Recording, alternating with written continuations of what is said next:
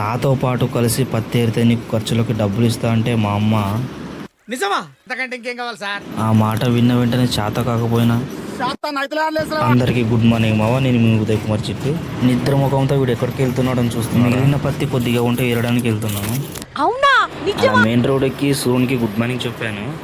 పొద్దున్నే బేవర్స్ గాళ్ళు ఎక్కువైపోయాడు. మా ఊరి రోడ్ అయితే ఎలా ఉంది మా పేషెంట్లు అయితే అక్కడ చనిపోతారు. మా ఊరికి కొంచెం గుర్తింపు అనేది ఉంది అంటే అది ఈ గుడి వల్ల. ఈ గుడి సోమప్ప దేవాలయంలో చాలా మంది ఇక్కడికి వచ్చే ఉంటారు. వచ్చింటే కామెంట్ చేయండి. రోడ్డు బాగుంటే 10 నిమిషాల్లో వెళ్ళేవాళ్ళం, కానీ గంట పట్టింది వెళ్ళడానికి. ఇదే మావా మా చేను, ఇదే మావా మా చేను. ఎలాగోలా తిప్పలు పడి వచ్చాము. ఇంకా పత్తి ఏరుదామని నేను కూడా బరిలోకి దిగాను.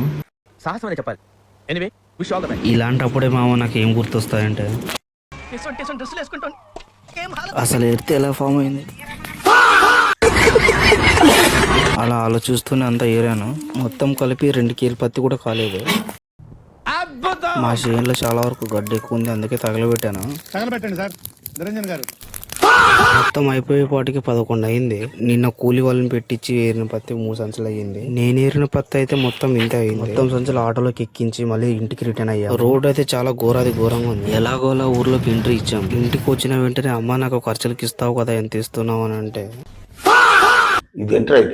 అదేంటి అని అడిగితే బాబు పక్కెళ్ళాడుకోమ్మా ఆ ఒక్క మాట ఆ నోటును మడిచి ఈ వీడియోతో ఉంటామా. అందరికి బాయ్ బాయ్.